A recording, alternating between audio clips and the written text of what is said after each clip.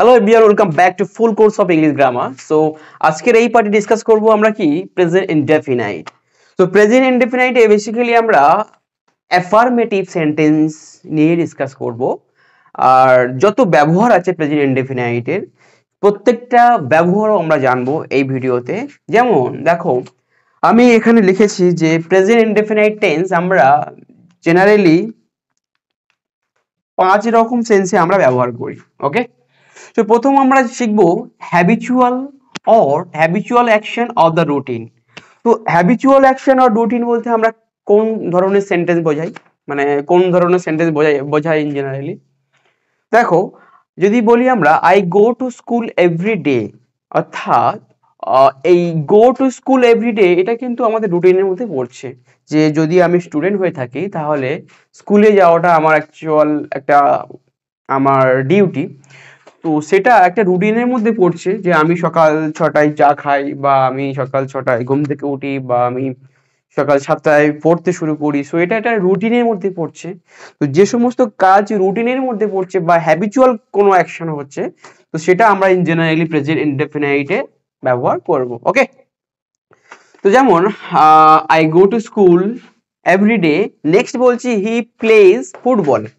এখানে দেখো, he plays football, সে ফুটবল খেলা করে, এটা কিন্তু তার হ্যাবিট, অর্থাৎ playing football is habit. Next আমরা ডিসকাস করব কি facts or the general truth. Like যদি বলি আমরা the earth revolves around the sun, অর্থাৎ দেখো এই পৃথিবীটা কি করে, সূর্যের চারিদিকে ঘোরে। So the earth revolves around the sun, সূর্যের চারিদিকে পৃথিবীটা ঘোরে, এটা কিন্তু একটা ইউনিভার্সাল ট্রুথ। ওকে, সো এটার বাইরে হয় না। তো সেক্ষেত্রে আমরা জেনারেল যে ট্রুথ বলতে যেটা আমরা জানি সেটা আমরা প্রেজেন্ট ইনডেফিনাইটে বলে থাকি। যদি বলি দ্য ওয়াটার বলস অ্যাট 100 ডিগ্রি টেম্পারেচার, অর্থাৎ জল কিন্তু 100 ডিগ্রি টেম্পারেচার ইন জেনারেলি সেটা বয়েল হয়, ফুটতে শুরু করে। তো সেটা হলো জেনারেল ট্রুথ, সেই জন্য আমরা এটাকে প্রেজেন্ট ইনডেফিনাইট টেন্সে ফেলতে পারি। নেক্সট বলছি schedule event or future action. Okay, schedule event or future অ্যাকশনের মধ্যে কি পড়ছে দেখো, the train leaves at 8 PM tonight. Suppose আজকের আমি দিল্লিতে যাব, তো দিল্লিতে যাব আমি এখন কথা বলছি, সাপোজ সকালে কথাটা বলছি আমি, বাট আমার ট্রেন আছে রাত 8টায়। সেক্ষেত্রে অর্থাৎ ট্রেনটা তো এখনো ছাড়েনি, ফিউচারে ছাড়বে। তো ফিউচারে ছাড়বে সেটা কিন্তু শিডিউল ইভেন্ট, অর্থাৎ শিডিউল করা আছে যে আমি জানি ট্রেনটা রাত 8টায় ছাড়বে, সেই জন্য আমি এটাকে প্রেজেন্ট ইনডেফিনিটে বলতে পারি the train leaves at 8 PM tonight. Same example যদি বলি, দেখো the store opens at 9 AM। Store কটায়, 9 AM, সকাল 9টায় স্টোরটা খোলে। তো ইন জেনারেলি অর্থাৎ এটা ফিউচার অ্যাকশন, বাট এটাকে শিডিউল করা আছে, সেই জন্য এটা আমরাকে প্রেজেন্ট ইনডেফিনাইটে আমরা বলতে পারি। নেক্সট বলছি দেখো স্টোরি টেলিং, অর্থাৎ আমরা যদি কোনো একটা গল্প বলতে থাকি তো সেটাকে আমাদের প্রেজেন্ট ইনডেফিনাইটে বলতে হবে। যেমন দেখো, like he opens the door and works into the room. Okay, so open the door, ডোরটা খোলে এবং তারপরে সে ঘরের মধ্যে প্রবেশ করে। ওকে, বা হাঁটে।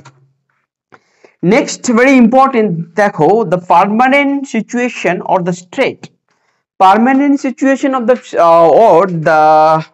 or stay, like দেখো he lives in প্যারিস, প্যারিসে সে পার্মানেন্টলি বাস করছে অর্থাৎ থাকছে, সেই জন্য আমরা একটা প্রেজেন্ট ইনডেফিনাইটে ব্যবহার করতে পারি। or example like he works as a software engineer, তো সে একজন সফটওয়্যার ইঞ্জিনিয়ার হিসেবে কাজ করে। তো এটা হলো কি, সফটওয়্যার ইঞ্জিনিয়ার হলো তার স্টেট অফ বিং। তো আমি কি বললাম, স্টেট অফ বিং এর জন্য আমরা প্রেজেন্ট ইনডেফিনাইট ব্যবহার করব।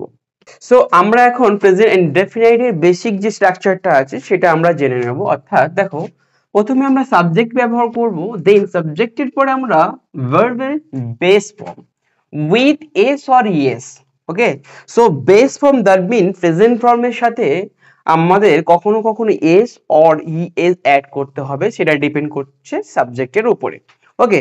দেন আমরা কি করছি, অবজেক্ট ব্যবহার করছি। তো আমরা এস অর ইএস কখন ব্যবহার করি, ইন জেনারেলি সাবজেক্ট যদি কি হয় থার্ড পারসন সিঙ্গুলার নাম্বার হয়, ওকে। অর যদি আমরা আরো একটা টেক্সট যদি বলি, তো সাবজেক্ট যদি সিঙ্গুলার হয়, ওকে। সো আই এক্সেপশনাল এবং সাবজেক্ট যদি সিঙ্গুলার হয়, তাহলে আমরা কি করি, সাবজেক্টের পরে যে ভার্বটা আসবে, ভার্বের গায়ে এস অথবা ইএস অ্যাড করব। এখন কথাটা হচ্ছে গিয়ে আমরা কখন এস অ্যাড করব আর কখন ইএস অ্যাড করব, ওকে। চলো, এর কিছু টেক্স আছে, মানে রুলস আছে, সেটা আমরা জেনে নেব। বলছে যে ভার্বের গায়ে বলছে verb ending S double S S H C H O X, এই পাঁচটা যদি লেটার আমরা কোনো ভার্বের শেষে যদি দেখা পাই, তাহলে কি করবো, সেই ভার্বের আমরা গায়ে ই এস অ্যাড করব। কি বললাম? So double S S H C H O X, এই লেটার গুলো যদি কোনো ভার্বের শেষে থাকে, তাহলে আমরা ইএস অ্যাড করব, ওকে। আদারওয়াইজ অনলি এস অ্যাড করব। দেখো এক্সাম্পল যদি আমরা বলি, হি পাসেস দ্য বল, এখানে আমরা পি এ ডাবল এস, তো পি এ ডাবল এস এর থাকার কারণে আমরা কি করলাম, ইএস অ্যাড করেছি। দেখো he passes the ball, okay. Next example বলছি, হি ওয়াশেস দ্য কার, সে গাড়িটা ধোয়। তো এখানে আমরা ওয়াশ মানে ধোয়া, W A S H, so S H এখানে থাকার কারণে আমরা কি করেছি, ই এস টা অ্যাড করেছি।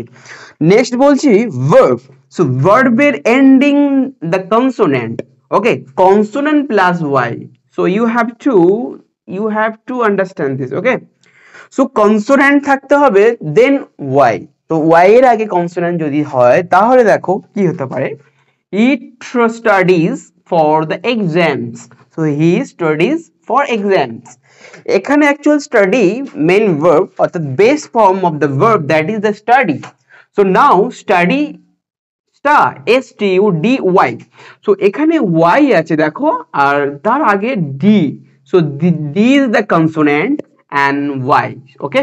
সো ডি কনসোনেন্ট এর পরে আমরা ওয়াই দেখেছি, সেই জন্য আমরা ওয়াইটাকে সাবস্টিটিউট করে দিয়েছি, মানে প্রতিস্থাপন করেছি কি দিয়ে, আমরা আই ইএস দিয়ে। অর্থাৎ দেখো he studies for exams, like next example বলা হচ্ছে she tries a new recipe, অর্থাৎ সে একটা নতুন রেসিপি ট্রাই করে। সো এখানে দেখো ট্রাই, টি আর ওয়াই, ট্রাই। সো ট্রাই, এই যে শেষের লেটারটা কি আছে, ওয়াই আছে, ওকে। সো প্রথম টার্মটা স্যাটিসফাই করলো। দেন তার আগে বলেছে কি হতে হবে, এটা কনসোনেন্ট হতে হবে, সো আরটা কনসোনেন্ট, সো ট্রাই, সেই জন্য আমরা ওয়াইটাকে সাবস্টিটিউট করে দিচ্ছি, মানে তুলে দেব, তুলে দিয়ে আমরা কি করব, আইএস বসাবো। দেখো এই ওয়াইটা একটু নেই, টি আর ওয়াইটা নেই, T R I E S, tries, so he tries a new recipe, okay. So next যে রুলটা আমরা শিখবো, বলছে যে verbs ending the vowel plus Y, okay.